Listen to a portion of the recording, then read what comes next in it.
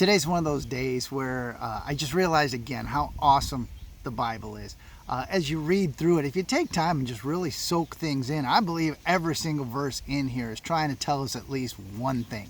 As we go through 1 Peter 3:3 today, it's in this section entitled Wives, and it's talking about beauty and hairstyles and not to chase that outward beauty stuff. And it'd be easy for a lot of men reading this just to gloss right over this and say, yeah, that's how women are. They always just chase the latest, greatest thing. It doesn't apply to me. I'm going to keep going on to the husband section ahead. But I think really what Peter's talking about here is our identities.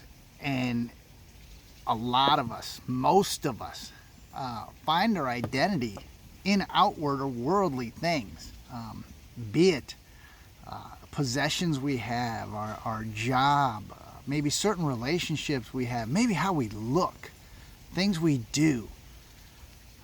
We get to thinking that stuff is who we are. I mean, even let's think about that in racing. I mean, they always say you're only as good as your last race or your last result.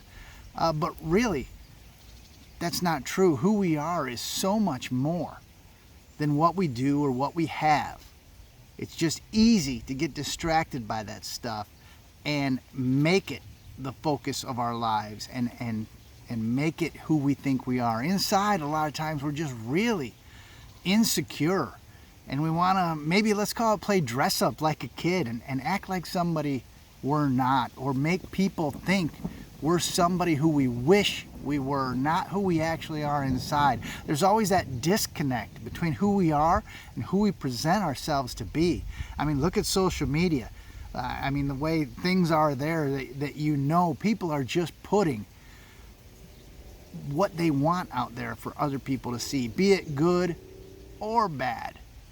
They're often not real and disconnected from who they really are. And I think that's just one example of the way we live our lives every day. And here, Peter's telling us, don't do that. Don't chase after that stuff because it's not who you really are. He says in verse 4, you should clothe yourselves instead with the beauty that comes from within, the unfading beauty of a gentle and quiet spirit. A gentle and quiet spirit. Let's think about that a minute. How do we get a gentle and quiet spirit that's so precious to God, as he tells us here?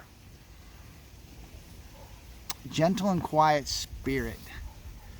I would think one way to do that is just to work on a relationship with God and invite him into every area of our life and be confident in that we are who God made us to be. I mean, he's an awesome God. He doesn't make mistakes. And he made you. And he made me. And he made us just the way he wants us. But yet we often don't live in confidence in that.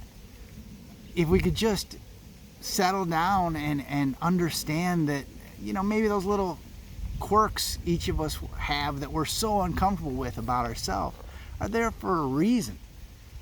That he wants us to use those for his glory in some way. I think it's important to think about that every day, maybe before you leave your house, that you are God's perfect creation and that he walks with you every day. He is in you. He is that Spirit in you. The Holy Spirit resides in you.